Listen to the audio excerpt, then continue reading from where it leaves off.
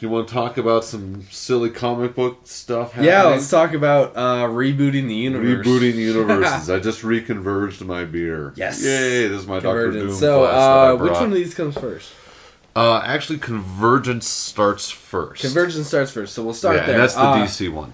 General, what we're going to be talking about for the next little bit, both Marvel and DC are completely rebooting their comic universes in the coming months.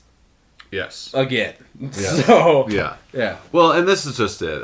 We talked a little bit about the death of gimmick that comics do. Yes. Last podcast. And this is... Crossovers are, of course, a gimmick. And we see them... I think we've seen them far too much now. We see them... There's always a crossover. There's always a crossover. There's always some always crossover. Something happening. Yeah. And it's getting pretty silly. And at this point, for whatever reason, it seems both DC and Marvel decided that they're going to do such a massive event that it's essentially going to reset their universes and the way they're printing their comics from here on out. And they're actually both pretty similar storylines. How's that? Well, here's the thing with what Convergence is doing. So there's this crazy Superman villain called Brainiac, which is like this super ancient, super smart alien, and possibly / god. This is DC, correct? This is DC. DC is Convergence. Yeah. Marvel is Secret Wars. Marvel's Secret continue. Wars. Yeah. And I guess what Convergence is going to do is that there's a version of Brainiac somewhere within the DC multiverse. For those of you who don't know, the DC multiverse is something that's kind of already been established by Grant Morrison as an author, and you can go online and look at the map of the multiverse, and it involves 52 different versions of Earth, and it's very actually kind of interesting fractal kind of idea, which if you're into quantum physics or dimethyltryptamine, you'd probably be really into it. Yeah. So it's kind of funny how the DC multiverse actually is something that some quantum physicists over at CERN would describe how the reality is actually constructed, which is kind of neat. Regardless, map's constructed, and it's going to be this big story involving Earth 33, which is, I believe it's the Earth, I think it's Earth 33. It doesn't really matter. It's one of the Earths, and I think it's the one that we've been reading recently with the New 52. And if you look on the map, it lies right on the border with something they just call chaos. And what makes up that border is the Speed Force line, right? Yeah. And I guess what Brainiac is doing is he's taking elements of every story that we've ever seen printed in DC.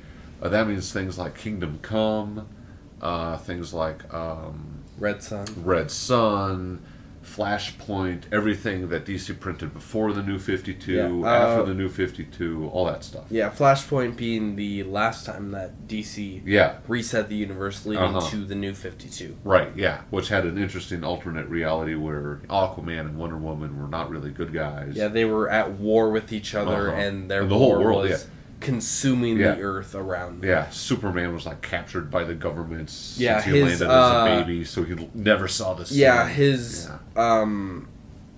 well, there's a couple different stories about like where Superman's thing landed, but in this one, in Flashpoint, his rocket lands in the middle of Metropolis and creates this giant explosion which kills a ton of people. Oh yeah, that's right. I forgot about that. So they take this rocket, that carried Superman, take Superman out of it, and keep him in a government facility. Right. Until he's like a full-grown adult. Yeah. And he's never seen the outside, and he's like this horribly thin, underpowered thing. I'm not even sure if he understands English, but it seems like he barely does.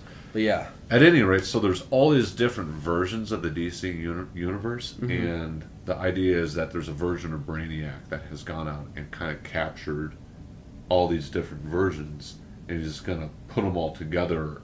And Brainiac likes to capture things and put them in like glass domes, All right, so yeah, as we've whatever, seen before, you know, so it's his thing. It's his thing. It's a hobby, I guess. So he does this, and he's going to open them all up to just see what happens. So what DC is doing is they're stopping all of their titles, and for 2 months they're only printing Convergence titles. Mm-hmm. And it's going to be, I think Convergence might actually be a weekly title, and then you're going to see all sorts of, there's just a shit ton of them. There's like 40 titles, you know, Convergence Batman #1, Convergence Blue Beetle #1. You know, check out it all online and look at the 43 list. titles. Yeah, it's just ridiculous. And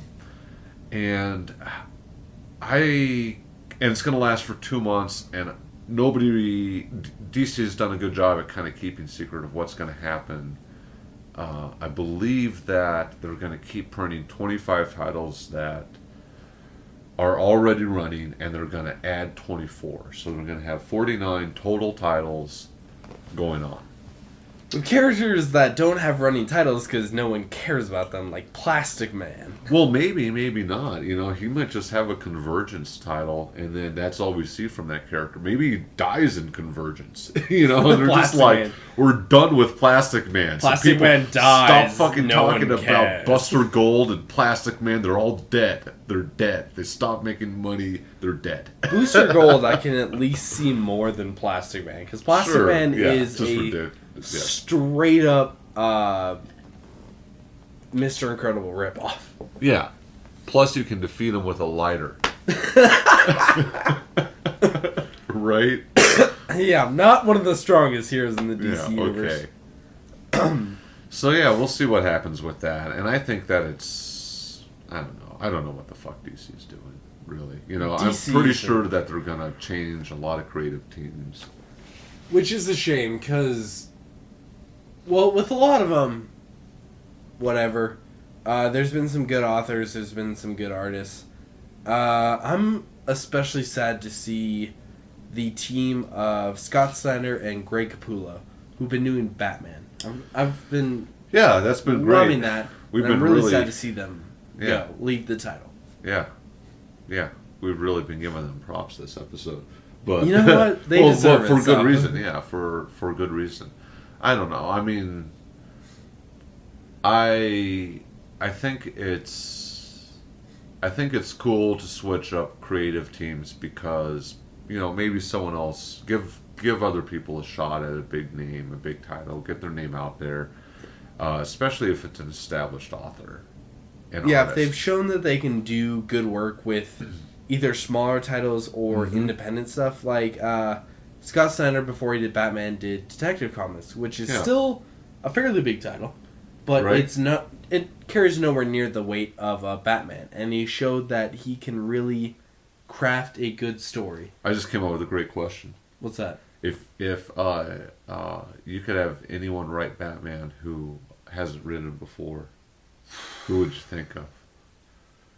If I could have anyone write Batman, that might be a real tough on the spot question, because that's a rough one. That is a rough one. Yeah. I don't know. There's people that craft great stories, like, I don't know his name, but the author of Saga.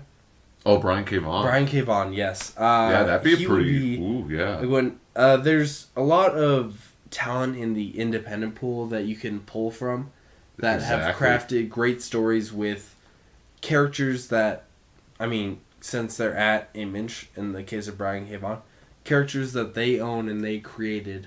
Well, I mean, Brian K. Vaughan's written for Vertigo, too, so, I mean, he has a history. So he has a history, because Vertigo is owned by DC. It's kind of like a subsidiary. It's their indie branch or whatever, their experimental stuff. I think he'd be great for Batman. Actually, I think he'd be really good for something like Justice League. He does relationships he does relationships well. Yeah. Batman's kind of a loner, so I don't really see him on that. But... well, it could be a good change for the comic. Who's going to relate to? No one's around anymore. I guess they're resetting the universe. They can they can give him a new sidekick. They want to do Except for Damian. Get rid of Damian. I'm not a fan of Damian. I hate Damian. Damian Wayne, son. I think I would go with Kieran Gillen, who writes a lot of Marvel stuff, actually. He's writing Darth Vader, and he is writing Angela, and he's writing for Avatar a book called Uber, and for Image he does The Wicked and Divine. So I haven't read Uber or Angela, but I have read Darth Vader, which is amazing so far. Granted, it's only on issue 2. Well, this guy does villains so well. Mm-hmm. That's why I want him to write Batman. That'd be so cool. And Batman has that. Even Batman, like, granted, there's the whole line of Batman villains, but Batman himself has that just touch of villain in him. That I would love to see. Sure.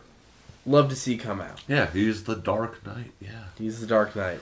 Well, but let's talk more about Convergence. Yes. So I would not be surprised if we see a ton of creative teams being switched up, and we see a reset on the numbering system, which is just really a cheap tactic to sell more titles, sell number ones, to get another Batman number 1. Which is like, even since the last reset, which was 2009. No, it was 2011, I think. 2011. Oh, even sooner. New 52. If you look for like Batman number 1, it's still going for a lot. So yeah, it's a tactic that works, but it's a tactic that, as a comics fan, we don't want to see. Yeah, it really does. I agree. It works, but it's kind of annoying. Yeah. It makes things confusing on some levels, but Marvel's done it, DC's done it. Everyone's to blame. Yeah, but at least, like Image doesn't. Spawn just reached issue 250, which is nothing Walking compared Dead to is up there. Invincible's up there. 130s, yeah. Which all made by the same author, which is annoying because he's too successful at too young of an age. I almost wore my Invincible shirt because I was like, you guys want to read a superhero that doesn't reset? Doesn't reset. He kills his villains and his they universe stay dead. will change. Yeah.